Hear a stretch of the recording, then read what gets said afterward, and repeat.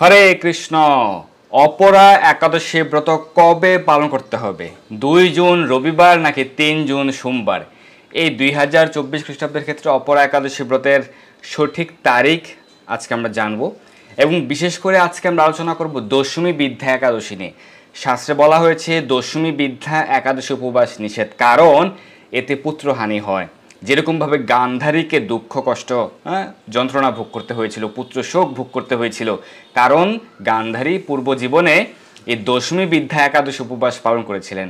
শাস্ত্রে বলা হয়েছে এই দশমী বিদ্যা একাদশী উপবাস পালন করলে যে পুণ্য হওয়ার কথা, কারণ একাদশী করলে যে পুণ্যটা লাভ হয়, যদি কেউ দশমী বিদ্যা একাদশী উপবাস করেন তাহলে তার সেই পুণ্যকর্ম এবং তার জীবনের সকল পুণ্যকর্ম দৈত্যগণ অসুরগণ নিয়ে যান, অসুরগণ সেটি হরণ করে নিয়ে যায়। সেই সম্পর্কে শাস্ত্র প্রমাণ সহকারে আজকে আমরা আলোচনা করব। শাস্ত্রে বহু শাস্ত্র প্রমাণ রয়েছে যে দশমী বিদ্যা একাদশী উপবাস শাস্ত্রে বর্জন। আজকে আমরা জানবো আসলে কি দশমী বিদ্যা হচ্ছে এই বছরের ক্ষেত্রে। জুন মাসের 2 তারিখ ভারতে বাংলাদেশে কি আসলেই দশমী বিদ্যা হচ্ছে, আসলে কি হচ্ছে কিনা সেই টাইমিং, সেই প্রমাণ সহ আমরা দেখব, এবং শাস্ত্রে দশমী বিদ্যা উপবাস নিয়ে কী উল্লেখ করা হয়েছে সেই শাস্ত্র প্রমাণ আজকে আমরা আলোচনা করব। আপনারা আমাদের সঙ্গে থাকুন। তো অপরা একাদশী ব্রত নিয়ে আজকের আলোচনা। এই জ্যৈষ্ঠ মাসের কৃষ্ণপক্ষের একাদশী অপরা একাদশী ব্রত সর্বপাপ হরণ করে এবং আপনি ভগবানের বিশেষ কৃপা লাভ করতে পারবেন। বৈকুণ্ঠ ধামে বিষ্ণুলোকে আপনার গতি হবে। কিভাবে সেই ব্রত পালন করবেন এই বিষয়ে আমরা আলোচনা করেছিলাম। কি করতে হবে, কি করা যাবে না এই বিষয়ে আমরা আলোচনা করেছি। তো কবে ব্রত পালন করতে হবে এটি অনেকেই জানেন, কারণ আমরা অনেকবার আলোচনা করেছি। যারা ভারতে রয়েছেন, বাংলাদেশে রয়েছেন, সেক্ষেত্রে এই ব্রত পালন করতে হবে 3 জুন সোমবারে ব্রত পালন করতে হবে, দ্বাদশী যুক্ত একাদশী ব্রত। আর যারা ইউরোপে রয়েছেন, আমেরিকায় রয়েছেন, America, Canada, Mexico, Brazil, Argentina, Peru সহকারে উত্তর আমেরিকা মহাদেশ, দক্ষিণ আমেরিকা মহাদেশের দেশগুলিতে, আফ্রিকার সকল দেশে এবং ইউরোপের 99% দেশেই এই ব্রত পালন করতে হবে 2 তারিখ। এবং যারা মধ্যপ্রাচ্যে রয়েছেন, মধ্যপ্রাচ্যে অর্থাৎ যারা আবুধাবি, দুবাই সহ আরব আমিরাতে রয়েছেন, বাহরাইন, কাতার, কুয়েত, সৌদি আরব, ওমান, লেবানন প্রভৃতি মধ্যপ্রাচ্যের দেশগুলিতে ব্রত পালন করতে হবে 2 জুন রবিবারে। শুধুমাত্র ভারতে, বাংলাদেশে এবং ভারতীয় উপমহাদেশের দেশগুলিতে এবং মালয়েশিয়া, সিঙ্গাপুর, জাপান, দক্ষিণ কোরিয়া, চীন, হংকং, তারপর রাশিয়া, অস্ট্রেলিয়া, নিউজিল্যান্ড এই স্থানগুলিতে 3 জুন সোমবারে ব্রত পালন করতে হবে। আমরা জেনে গেলাম কোন স্থানে কোন দিন ব্রত পালন করতে হবে। এখন প্রশ্ন হচ্ছে কেন ভারতে 2 তারিখ ব্রত পালন করা হবে না? যদিও ভারতে 2 তারিখ কিন্তু সারা দিন রাতে বেশিরভাগ সময় একাদশী তিথি রয়েছে, কিন্তু কেন দশমী বিদ্যা? আসলে কি দশমী বিদ্যা? আসলে কি দশমী বিদ্যা বা দশমী বিদ্যা মানে কি? যদি আমাদের দিন শুরু হয় কিন্তু রাত্র 12টা থেকে নয়, সেটি খ্রিস্টীয় কালচার, সেটি খ্রিস্টানদের ক্ষেত্রে বা ইংরেজি বর্ষপঞ্জিকা অনুযায়ী সেটি গত 2000 বছর ধরে হচ্ছে। কিন্তু আমাদের হাজার লক্ষ কোটি বছর ধরে বা আমাদের সনাতন শাস্ত্র অনুযায়ী দিনের শুরু হয় কখন? ব্রাহ্ম মুহূর্ত থেকে, অর্থাৎ সূর্য উদয়ের 1 ঘন্টা 36 মিনিট পূর্ব থেকে। সেই সময়টাকে বলা হয় ব্রাহ্ম মুহূর্ত, সেটি 48 মিনিট স্থায়ী হয়। তো এই ব্রাহ্ম মুহূর্ত থেকেই হচ্ছে আমাদের দিনের শুরু, তাই সব তিথি নক্ষত্র সব কিছুর ক্ষেত্রে বিচার করা হয় এই ব্রাহ্ম মুহূর্ত থেকে। যদি কখনো একাদশী তিথি কখন শুরু হবে সেটির ক্ষেত্রে কিন্তু ব্রাহ্ম মুহূর্তের সংস্পর্শ নেই, যে কোনো সময় তিথি শুরু হতে পারে, সেটার হিসাব নিকেশ ভিন্ন। অনেকে ভেবে থাকেন যে একাদশীর তিথি শুরু মানে হচ্ছে সেই তিথির সময় থেকে উপবাস শুরু। না, সেরকমটি নয়, শাস্ত্রে সেরকমটি বলা হয়নি। তিথি শুরু মানে উপবাস শুরু, সেরকমটি নয়। শাস্ত্রে বলা হয়েছে যদি ব্রাহ্ম মুহূর্তে, সম্পূর্ণ ব্রাহ্ম মুহূর্তে একাদশী তিথি থাকে তাহলে সেই দিন ব্রত পালন করতে হবে। যদি এরকম হয় যে আগের দিন একাদশী তিথি শুরু হয়েছে কিন্তু সেই দিন ব্রাহ্ম মুহূর্ত স্পর্শ হয়নি, সেদিন দশমী যুক্তা, তাহলে সেটি বর্জন করতে হবে। যদি 1 দণ্ড বা 1 মুহূর্ত বা 1 মিনিটও যদি দশমী যুক্ত থাকে তাহলে সেই দিন বর্জন করতে শাস্ত্রে বলা হয়েছে। এই সম্পর্কে শাস্ত্রে বহু রেফারেন্স রয়েছে। অর্থাৎ এরকম হতে পারে যে ভোর 5টা 30 ঘটিকায় একাদশী তিথি শুরু হয়েছে, ভোর 5টা 30 ঘটিকায় সারাদিন রাত্রে একাদশী তিথি রয়েছে, খুব ভালো। কিন্তু সেই দিন যদি ব্রাহ্ম মুহূর্ত থেকে ভোর 5টা 30 পর্যন্ত ওই 1 ঘন্টা বা 1.5 ঘন্টা যদি দশমী যুক্ত থাকে তাহলে সেই পুরো দিনটি বর্জন, পুরো দিনটিকেই বাদ দিতে হবে, কারণ পুরো দিনটি দশমী বিদ্যা। যেমন আপনার কাছে 1 মণ প্রায় 37 লিটার দুধ রয়েছে, খুব ভালো, দুধের অনেক গুণাগুণ রয়েছে, খুব ভালো। কিন্তু তাতে যদি 1 ফোঁটা গুঁড়োচনা পড়ে বা কোনো প্রকার সাইট্রিক অ্যাসিড, লেবুর রস পড়ে যায়, তাহলে কি হবে? পুরো সেই 37 লিটার দুধ কি হয়ে যাবে? পনির হয়ে যাবে, ছানা হয়ে যাবে, নষ্ট হয়ে যাবে। তো সেই কারণে পুরো দুধের গুণাগুণ কিন্তু আর থাকছে না। তো সেরকমভাবে সারাদিন রাতে একাদশী তিথি রয়েছে, কিন্তু ওই যে 1 ঘন্টা বা 1 মিনিট দশমী যুক্তা, সেই কারণে পুরো দিনটিকে বর্জন করা হয়েছে। এবং সেই পুরো দিনে যদি কেউ একাদশী ব্রত পালন করে, তার সেই ব্রতের ফল অসুরেরা, দৈত্যরা নিয়ে যাবে। সেই শাস্ত্র প্রমাণ আজকে আমরা দেখব, এবং সেটি অসুর গুণসম্পন্ন, কারণ সেই দিনটিকে দেবগণ হচ্ছেন সেই দিনটিকে নষ্ট করে রেখেছেন আসুরিক প্রভাব দ্বারা। এটির ভিন্ন লীলা রয়েছে, সেই সম্পর্কে আমরা অন্য কোনো দিন আলোচনা করব। তো এই কারণে দশমী বিদ্যা উপবাস বর্জন করা হয়েছে। শাস্ত্রে বলা হয়েছে যারা পুত্র সন্তান লাভ করতে চান, বা যারা আপনাদের যে সন্তান সন্ততি রয়েছে তাদেরকে নিয়ে সুখে থাকতে চান, যারা আপনাদের পরিবার নিয়ে সুখে থাকতে চান, যারা আপনার পুত্র পরিজন নিয়ে ভালো থাকতে চান, তারা কখনোই দশমী বিদ্যা একাদশী উপবাস করবেন না। এটি শাস্ত্রে বলা হয়েছে, আমরা সেই প্রমাণও দেখব। এবং বলা হচ্ছে যারা দশমী বিদ্যা উপবাস পালন করে, দশমী বিদ্যা একাদশী করে, তাদের আয়ুষ্কাল, তাদের জীবনের যে আয়ুষ্কাল সেটি 1 বছর কমে যায়। সেই প্রমাণও কিন্তু আজকে আমরা দেখব। এর সম্পর্কে শাস্ত্রে বহু বর্ণনা রয়েছে। আজকে আমরা অল্প কয়েকটি রেফারেন্স নিয়ে আলোচনা করব। এখন আমরা দেখব যে আসলেই এই অপরা একাদশীর ক্ষেত্রে দশমী বিদ্যা হচ্ছে কিনা, দশমী যুক্ত হচ্ছে কিনা। প্রথমে আমরা দেখি পশ্চিমবঙ্গের সময় অনুযায়ী। আমরা যারা পশ্চিমবঙ্গ থেকে যুক্ত আছেন, আপনারা আমাদেরকে জানাতে পারেন কে কোন স্থান থেকে যুক্ত আছেন, কারা ত্রিপুরা থেকে, কারা আসাম থেকে যুক্ত হয়েছেন, বা কারা দিল্লি বা মুম্বাই থেকে। আমরা এই স্থানগুলি আলোচনা করব। এছাড়া যারা বাংলাদেশ থেকে যুক্ত হয়েছেন আমাদেরকে জানাতে পারেন, এবং আমরা আজকের আলোচনা শেষে আপনার প্রশ্নগুলি নিব। একাদশী ব্রত পালন বিষয়ে যদি কারো প্রশ্ন থাকে, আপনাদের প্রশ্নগুলি আমরা আলোচনা করার চেষ্টা করব। এখন নয়, আপনার প্রশ্নগুলি লিখে দিবেন আরও 10 থেকে 15 মিনিট পরে। 10 থেকে 15 মিনিট পরে যদি আপনার প্রশ্নগুলি লিখে দেন, তাহলে আমরা সেই প্রশ্নগুলির উত্তর নিয়ে আলোচনা করার চেষ্টা করব। মহুয়া গোস্বামী লিখেছেন দশমী তিথি ভোর 3টা 40 মিনিট পর্যন্ত। দেখুন, এই যে টাইমিং, সেটি হিসাব করতে হবে বিশুদ্ধ চান্দ্র পঞ্জিকা অনুযায়ী। বাজারে অনেক পঞ্জিকা থাকবে, এটি স্বাভাবিক, কিন্তু আপনি দেখুন বাজারে অনেক পঞ্জিকায় এই যে অক্ষয় তৃতীয়া, সেটি কি ছিল? জ্যৈষ্ঠ মাসে ছিল, কিন্তু এটি আসলে বৈশাখ মাসের শুক্লপক্ষের তৃতীয়া তিথি। বাজারে অনেক পঞ্জিকায় এরকমটি থাকে যে দুর্গাপূজা কার্তিক মাসে, কিন্তু এটা হচ্ছে আশ্বিন মাসের উৎসব। এরকমভাবে বাজারে অনেক পঞ্জিকা, অনেক ক্যালেন্ডার, হাজার হাজার শত শত পঞ্জিকা ক্যালেন্ডার থাকবে, সবগুলি গ্রহণযোগ্য নয়।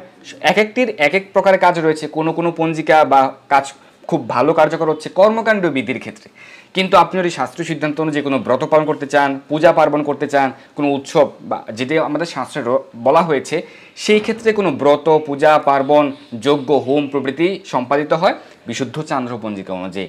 তো সেই বিশুদ্ধ চান্দ্র পঞ্জিকা অনুযায়ী টাইমিং আপনাদেরকে হিসাব করতে হবে। আপনারা কোথায় পাবেন সেই পঞ্জিকা? ইস্কন মন্দির থেকে বৈষ্ণব পঞ্জিকা সংগ্রহ করুন, তাহলে আর কখনোই বিভ্রান্ত হতে হবে না।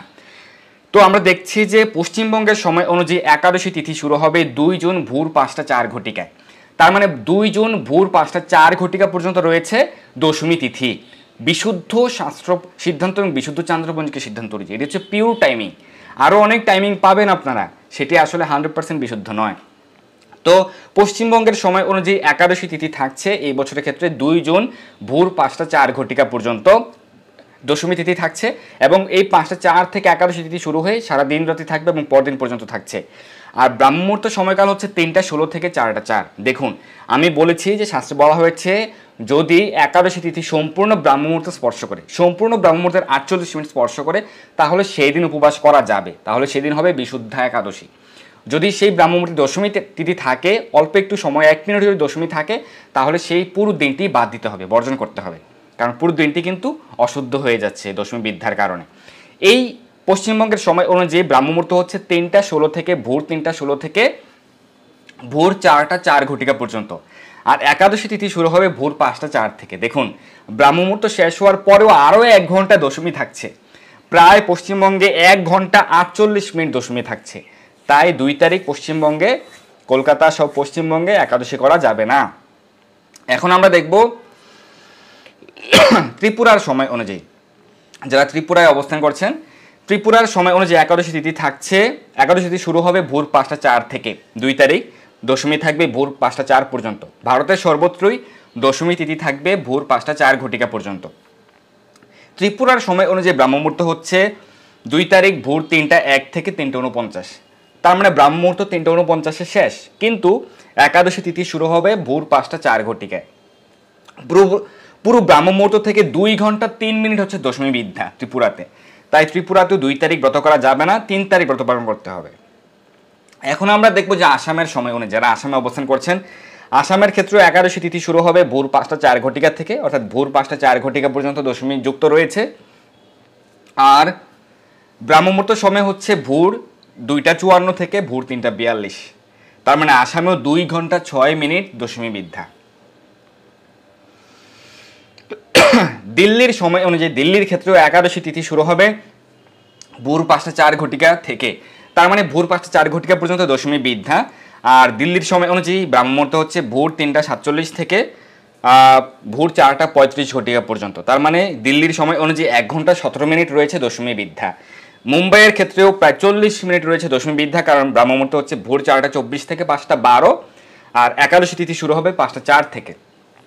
তার মানে ব্রাহ্মমুহূর্ত সময়কালে প্রায় 40 মিনিট দশমী বিদ্যা রয়েছে। তো সেই কারণে সমগ্র ভারতের যেই রাজ্যে আপনি অবস্থান করুন না কেন, পুরো সর্বত্রই একাদশী ব্রত পালন করতে হবে 3 তারিখ, 3 জুন সোমবারে ব্রত পালন করতে হবে।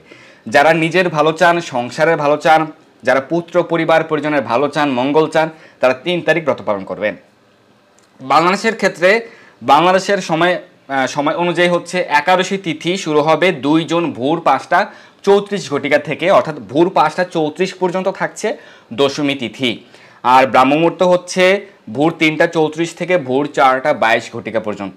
তার মানে ব্রাহ্মমুহূর্ত থেকে প্রায় 2 ঘন্টা দশমী যুক্তা বাংলাদেশে, প্রায় 2 ঘন্টা দশমী যুক্ত হওয়ার কারণে 2 তারিখ ব্রত পালন করা যাবে না, কারণ ভোর 5টা 34 ঘটিকা পর্যন্ত থাকছে দশমী তিথি, আর 3টা 34 থেকে ব্রাহ্মমুহূর্ত শুরু। তো সেই কারণে বাংলাদেশেও 2 তারিখ ব্রত পালন করা যাবে না, 3 তারিখ ব্রত পালন করতে হবে। আমরা জেনে গেলাম যে কোন স্থানে কোন দিন ব্রত পালন করতে হবে। আমরা কয়েকটি প্রশ্ন পেয়েছি যে কোন দিন ব্রত পালন করতে হবে, তবুও আমরা আপনাদেরকে বলছি একবারে সহজ হিসেবে 2 তারিখ ব্রত পালন করতে হবে কোন কোন স্থানে। যারা মধ্যপ্রাচ্যে রয়েছেন, দুবাই, আবুধাবি সহ আরব আমিরাতে রয়েছেন, বাহরাইন, কাতার, কুয়েত, সৌদি আরব, ওমান, লেবানন সহ মধ্যপ্রাচ্যের সকল দেশে, ইউরোপ মহাদেশের সকল দেশে, শুধুমাত্র হচ্ছে ফিনল্যান্ড ব্যতীত, আর হচ্ছে ইউরোপের সকল দেশে, আফ্রিকা মহাদেশের সকল দেশে, উত্তর আমেরিকা, দক্ষিণ আমেরিকা মহাদেশের সকল দেশে 2 তারিখ ব্রত। 3 তারিখ ব্রত পালন করতে হবে ভারতে, বাংলাদেশে, নেপাল, ভুটান, শ্রীলঙ্কা, মালদ্বীপ, Myanmar, Malaysia, Singapore, Philippine, Taiwan, Vietnam, Cambodia, চীন, জাপান, ইন্দোনেশিয়া, ব্রুনেই, থাইল্যান্ড, দক্ষিণ Korea, Mongolia, Hong Kong, Australia, New Zealand, Finland, Russia, এই স্থানগুলিতে 3 তারিখ সোমবারে ব্রত পালন করতে হবে। আমরা জেনে গেলাম যে কোন দিন কোন স্থানে ব্রত পালন করতে হবে, সেটি জানলাম, এবং কেন আসলে দশমী বিদ্যা যুক্ত হচ্ছে, কেন 2 তারিখ পালন করা যাবে না ভারত বাংলাদেশে, কেন 3 তারিখ পালন করতে হবে, সেই বিশুদ্ধ টাইমিং, বিশুদ্ধ পঞ্জিকা, চান্দ্র পঞ্জিকা অনুযায়ী টাইমিং আমরা জেনে গেলাম। এখন আমরা শাস্ত্র থেকে দেখব যে কেন দশমী বিদ্যা একাদশী বর্জন করা হয়েছে। এই সম্পর্কে শাস্ত্রে কিন্তু হাজার হাজার রেফারেন্স রয়েছে। আমরা আজকে বেশ কয়েকটি শাস্ত্র প্রমাণ নিয়ে আলোচনা করব। প্রথমে আমরা দেখব যে এই সম্পর্কে হরিভক্তি বিলাসে যা উল্লেখ রয়েছে এবং গরুর পুরাণে এবং শিব রহস্য বচন উল্লেখ রয়েছে। হরিভক্তি বিলাসের দ্বাদশ বিলাসের 121 নম্বর শ্লোকে উল্লেখ রয়েছে যে উদয়াৎ প্রাক ইয়দা বিপ্র মুহূর্তা দুবয়াসাম ইউতা সম্পূর্ণ একাদশী নাম তত্রৈব অপস্যদ গৃহী। কি বলা হয়েছে? যদি সূর্য উদয়ের পূর্বে 2 মুহূর্তকাল, আমাদের প্রতিদিন 30টি মুহূর্ত থাকে, প্রত্যেকটি মুহূর্ত থাকে 48 মিনিট ব্যাপী।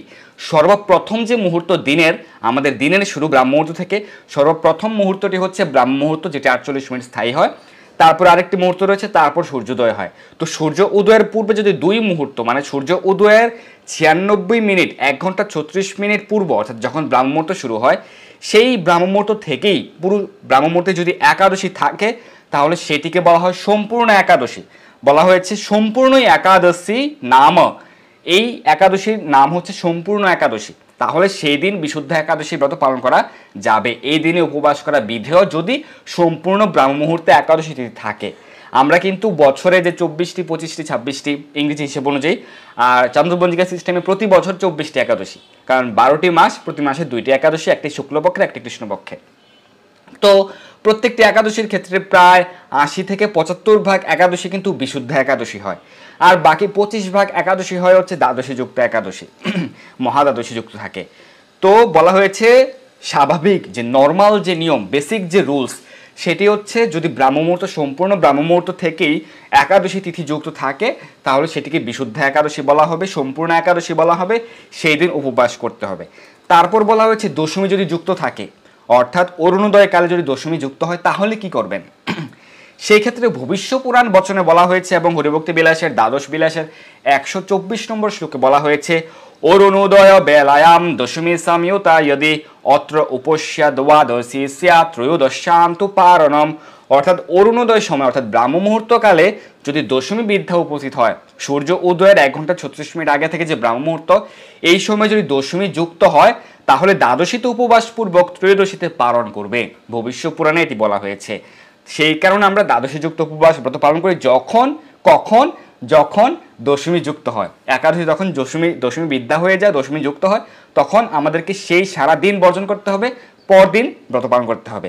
সেই সারাদিন একাদশী তিথি থাকলেও আপনি অন্ন গ্রহণ করতে পারবেন, কারণ সেদিন বাদ দিতে বলা হয়েছে, বর্জন করতে বলা হয়েছে, পরদিন উপবাস ব্রত পালন করতে হবে। আমরা আরও শাস্ত্র প্রমাণ দেখছি যে যারা দশমী বিদ্যা একাদশী পালন করে, মন গড়া পালন করে দশমী বিদ্যা একাদশী, তাদের কি ফল হয় সেই সম্পর্কে গরুড় পুরাণের পূর্বখণ্ডে একাদশী মাহাত্ম্য প্রসঙ্গে 125 নম্বর অধ্যায়ে বলা হয়েছে। 125 নম্বর অধ্যায়ের প্রথম শ্লোক থেকে 8 নম্বর শ্লোক পর্যন্ত আমরা দেখব কি বলা হয়েছে।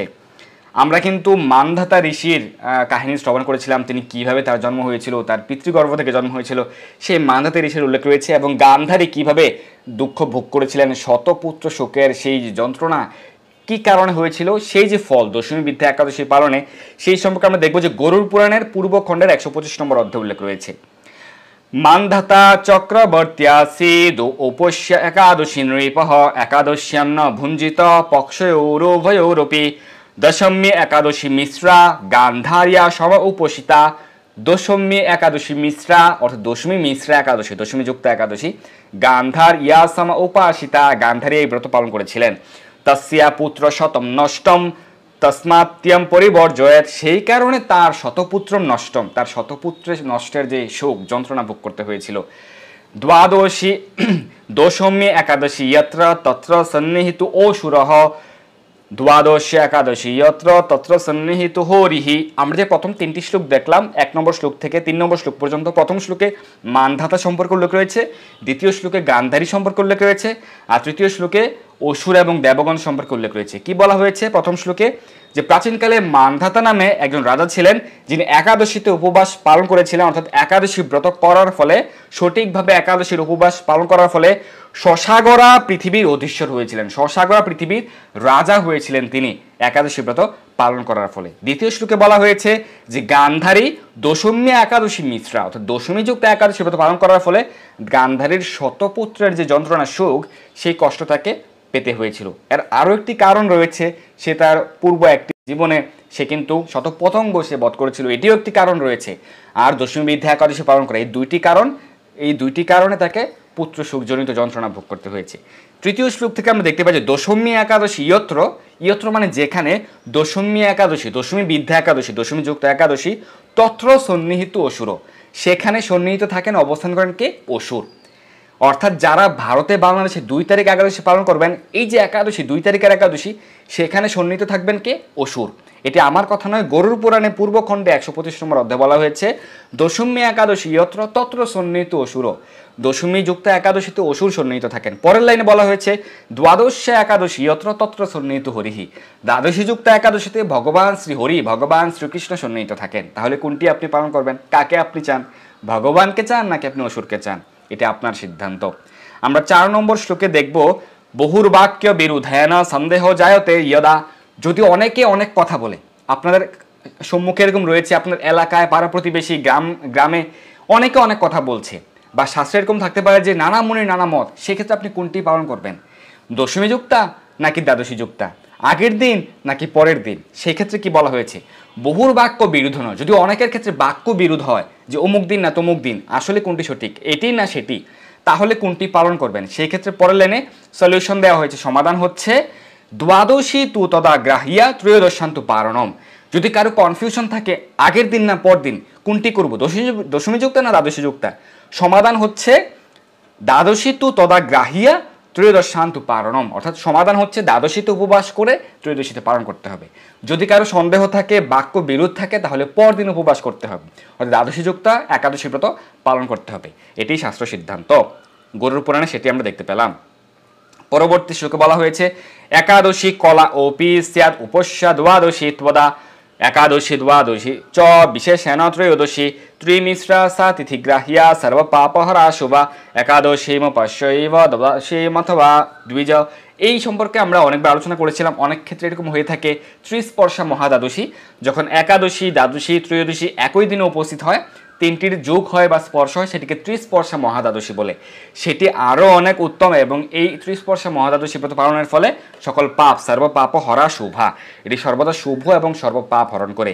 প্রতি বছরে একটি একাদশী থাকে বা কোনো সময় 2 বছরে একটি একাদশী থাকে ত্রিস্পর্শা মহাদ্বাদশী, যেই ক্ষেত্রে একই দিনে একাদশী দ্বাদশী ত্রয়োদশী তিনটির যোগ হয়, তিনটির সংমিশ্রণ হয়। এই সম্পর্কে এখানে উল্লেখ রয়েছে।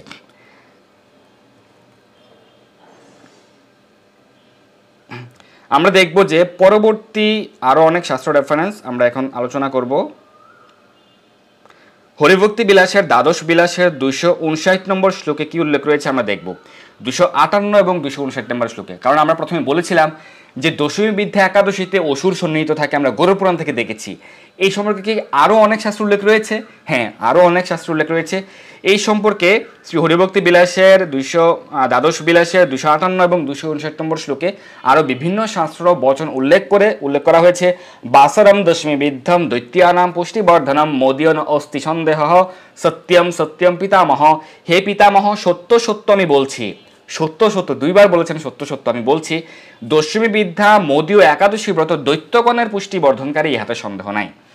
অর্থাৎ যারা দশমী বিদ্যা উপবাস পালন করে সেই উপবাসটা হচ্ছে দৈত্যগণের পুষ্টি বর্ধনকারী। সেই একাদশী পালনের মাধ্যমে দৈত্যরা আরও পুষ্টি লাভ করে শক্তিশালী হয়।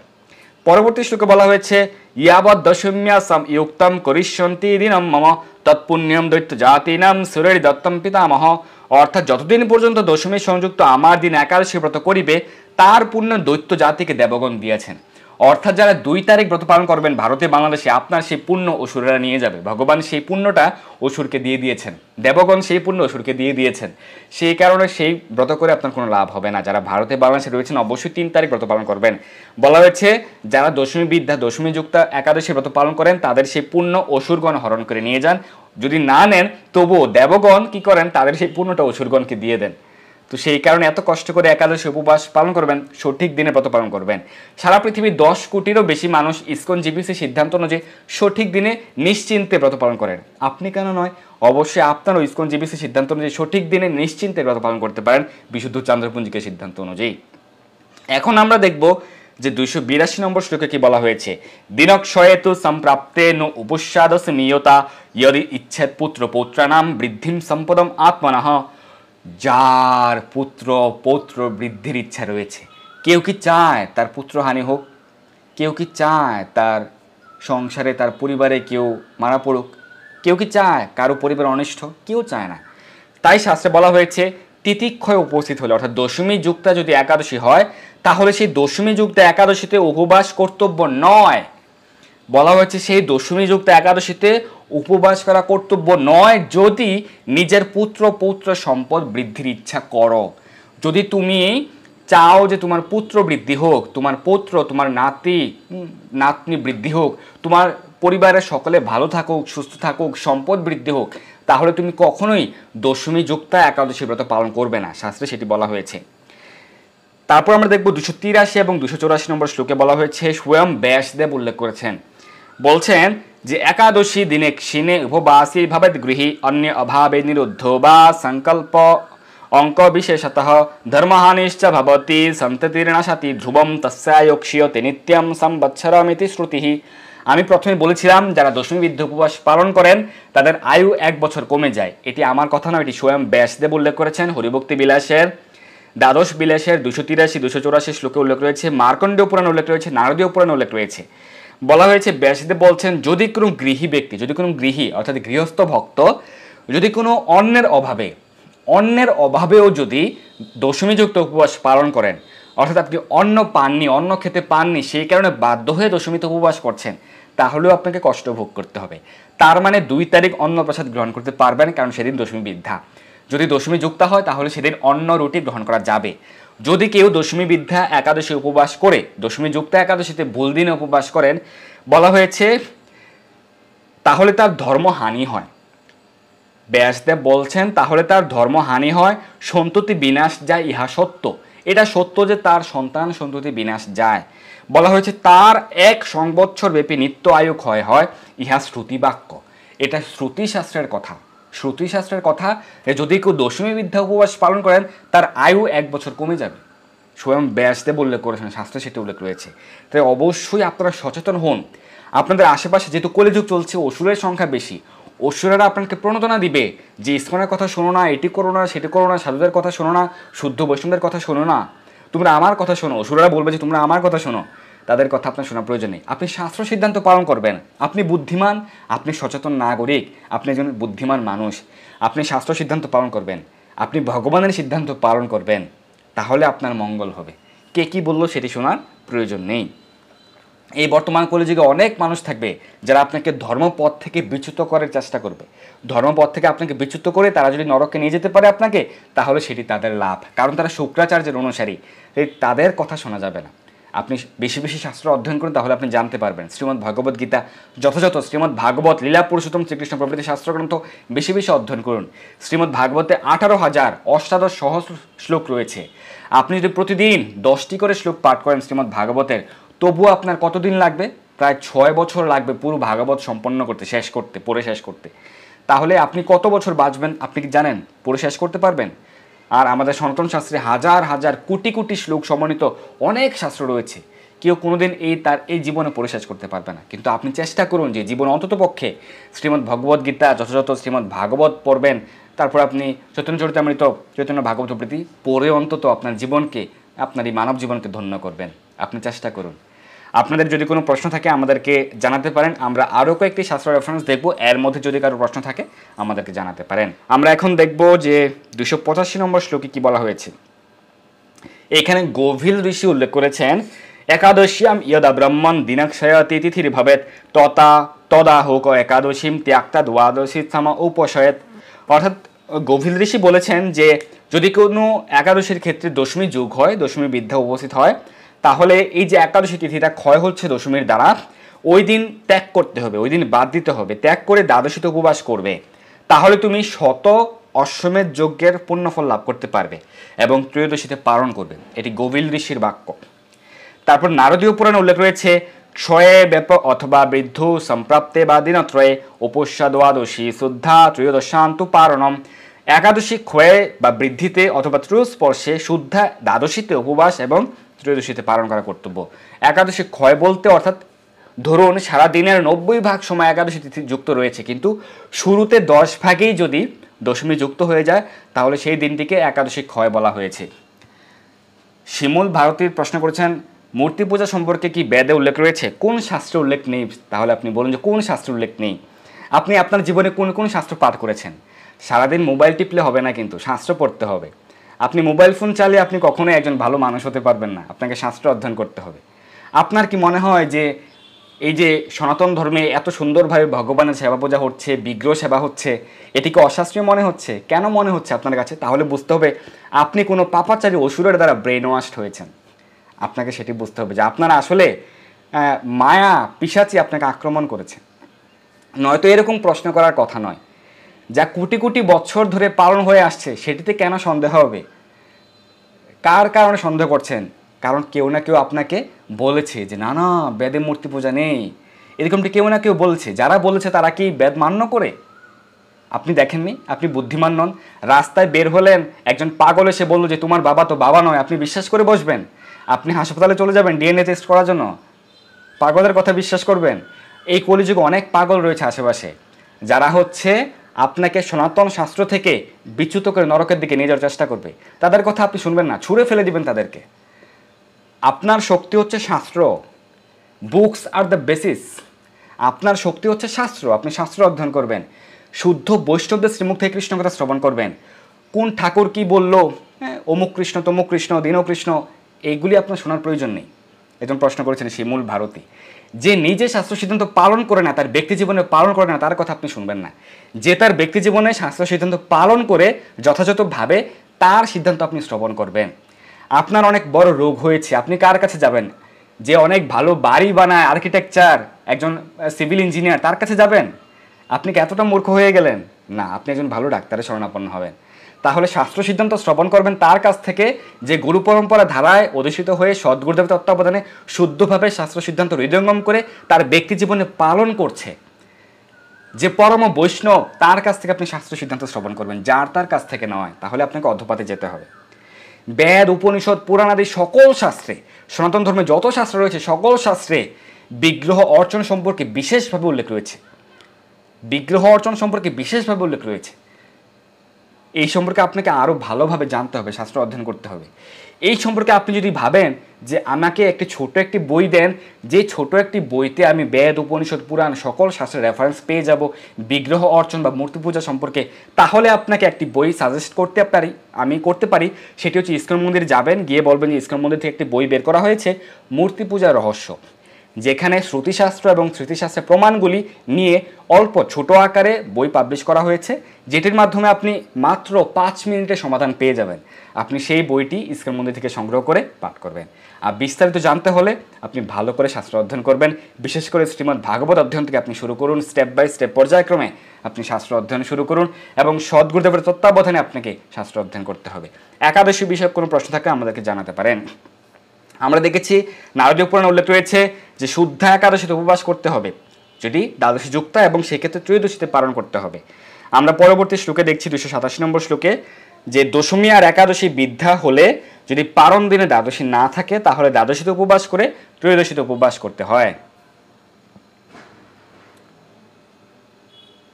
কর্মপুরাণে উল্লেখ রয়েছে যে দিনক্ষয়েতু সম্প্রাপ্তে উপস্যা দ্বাদশী ভবেত দশমী শেষ সংযুক্তাম না কুর্বীত কদাচন। কর্মপুরাণে বলা হয়েছে একাদশী তিথি ক্ষয় উপস্থিত হইলে দ্বাদশীতে উপবাস হইবে, দশমী শেষ যুক্ত একাদশী ব্রত কোনোদিনই করিবে না। মানে দশমী বিদ্যা একাদশী ব্রত তুমি কোনোদিন করবে না, কর্মপুরাণে সেটি বলা হয়েছে। সেই ক্ষেত্রে একাদশী তিথি ক্ষয় হলে দ্বাদশী যুক্ত উপবাস ব্রত পালন করতে শাস্ত্রে বলা হয়েছে। আমরা 219 নম্বর শ্লোক থেকে দেখতে পাবো যে সেখানেও বলা হয়েছে একই কথা, যে দ্বাদশীতে উপবাস পালন করতে হবে। 290 নম্বর শ্লোকে 290 শ্লোকে বলা হয়েছে ব্রহ্মপুরাণ বচন উল্লেখ করে যে তিথিচ্ছেদেতু সম্প্রাপ্তে দ্বাদশীম সম উপক্রমেত পারোয়ে দ্বৈ ত্রয়োদশ্যাম ইয়ৎ ইয়চ্ছেরয় আত্মনঃ। অর্থাৎ তিথিক্ষয় উপস্থিত হইলে দ্বাদশীতে উপবাস করে ত্রয়োদশীতে পালন করা হবে যদি কেউ আত্মমঙ্গল লাভের ইচ্ছা করো, কামনা করো, নিজের মঙ্গল চাও। যদি তুমি নিজের মঙ্গল চাও তাহলে দ্বাদশীতে উপবাস পালন করবে। এইভাবে শাস্ত্রে কিন্তু অনেক রেফারেন্স রয়েছে, শত শত হাজার হাজার রেফারেন্স রয়েছে শুধুমাত্র এই বিষয়ে, দশমী বিদ্যা এবং দ্বাদশী যুক্তা। আমরা এই বিষয়ে কিন্তু বহু রেফারেন্স নিয়ে আমরা গত 3-4 বছরে অনেকবার আলোচনা করেছিলাম, তবুও আমরা আজকে আলোচনা করার চেষ্টা করেছি যাতে আপনারা সকলে আরও ভালোভাবে জানতে পারেন এবং এই বিষয়ে আপনারা ফার্ম ফেইথ নিয়ে সঠিক দিনে উপবাস ব্রত পালন করতে পারেন। তো আজকে আমরা জেনে গেলাম যে অপরা একাদশী ব্রত কোন দিন পালন করতে হবে, কেন পালন করতে হবে, আসলে কি দশমী যুক্ত হচ্ছে কিনা। আমরা সঠিক বিশুদ্ধ চান্দ্রপঞ্জিকার সিদ্ধান্ত অনুযায়ী, ইসকন জিবিসির সিদ্ধান্ত অনুযায়ী টাইমিংগুলো আমরা দেখে নিয়েছি এবং শাস্ত্র প্রমাণ দেখে নিয়েছি। যদি কারো একাদশী বিষয়ক প্রশ্ন থাকে আমাদেরকে জানাতে পারেন। আমাদের সঙ্গে অনেকে যুক্ত হয়েছেন, রবীন্দ্রনাথ রয় প্রভু হরে কৃষ্ণ, কাঞ্চন ঘোষ প্রভু হরে কৃষ্ণ, কল্পনা হিমাংশু গুপ্ত হরে কৃষ্ণ, জয় মিঠুন প্রভু হরে কৃষ্ণ, নীরব নীল প্রভু হরে কৃষ্ণ, অপর্ণা সরকার মাতাজি হরে কৃষ্ণ, মৃণালী দত্ত মাতাজি হরে কৃষ্ণ, রাগদাস দাস হরে কৃষ্ণ, রাধে রাধে, অনন্যা রাজবংশী মাতাজি হরে কৃষ্ণ, সুকুমার ধর প্রভু হরে কৃষ্ণ, পিঙ্কি পিকু জানা হরে কৃষ্ণ, সাধন কর্মকার প্রভু হরে কৃষ্ণ, রীতা সাইনি মাতাজি হরে কৃষ্ণ, কাজল দত্ত প্রভু হরে কৃষ্ণ, কাঞ্চন মণ্ডল মাতাজি হরে কৃষ্ণ, অদিতি মাতাজি হরে কৃষ্ণ, তনুশ্রী পাল মাতাজি হরে কৃষ্ণ, সঞ্জীব কর্মকার প্রভু হরে কৃষ্ণ। আমাদের সঙ্গে যুক্ত হওয়ার জন্য সকলকে অসংখ্য ধন্যবাদ। সকলে সঠিক দিনে সঠিকভাবে ব্রত পালন করুন, তাহলে আপনাদের মানব জন্ম সার্থক হবে এবং ভগবানের বিশেষ কৃপা লাভ করতে পারবেন। কষ্ট করে উপবাস ব্রত পালন করবেন, তাহলে অবশ্যই সঠিক দিনে পালন করুন এবং আমাদের আজকের আলোচনাটি সকলের নিকট পৌঁছে দিন যাতে সকলে সঠিক সিদ্ধান্ত জানতে পারে। আমরা শাস্ত্র প্রমাণ সহকারে আলোচনা করি, কোনো প্রকার মন গড়া কথা নয়। আপনাদেরকে অনেকে মন গড়া কথা বলবে, সেগুলি শোনার প্রয়োজন নেই। শাস্ত্র প্রমাণ আপনারা গ্রহণ করুন, শাস্ত্র সিদ্ধান্ত পালন করলে আপনাদের নিজেদের মঙ্গল হবে। ধন্যবাদ সবাইকে আমাদের সঙ্গে যুক্ত থাকার জন্য। ভালো থাকুন, সুস্থ থাকুন। আমরা আরও অনেকগুলি বিষয় আলোচনা করেছিলাম, আমাদের চ্যানেলে আপনারা পেয়ে যাবেন। গত 2 দিন পূর্বে আমরা আলোচনা করেছি যে বেদিকী শাস্ত্রে, বেদশাস্ত্রে, বেদ উপনিষদ প্রভৃতি শাস্ত্রে কি একাদশীর কথা উল্লেখ রয়েছে কিনা, বা যে সকল মায়েরা বিশেষ অসহ্যকালে রয়েছেন তারা কি একাদশী পালন করতে পারবেন কিনা। তারপর হচ্ছে আমরা আরও আলোচনা করেছি যে দীক্ষা না নিলে কি একাদশী ব্রত পালন করা যাবে কিনা। এই ধরনের আরও অনেক বিষয় আমরা আলোচনা করেছি। কত বছর বয়স পর্যন্ত একাদশী ব্রত পালন করতে হবে, এগুলির ক্ষেত্রে আমরা শাস্ত্র প্রমাণ সব আমরা আলোচনা করেছি। আমাদের চ্যানেলে আপনারা পেয়ে যাবেন। গত 2-3 দিন পূর্বে আমরা এই বিষয়ে আলোচনা করেছিলাম। তো সেই আলোচনাগুলি আপনারা দেখে নেবেন ধন্যবাদ সবাইকে। হরে কৃষ্ণ কৃষ্ণ কৃষ্ণ হরে হরে, হরে রাম রাম রাম হরে হরে। জগৎগুরু শ্রীলা প্রভুপাদ কি জয়। একাদশী মহামহোৎসব ব্রত পালনকারী সকল গৌর ভক্তবৃন্দ কি জয়। অপরা একাদশী ব্রত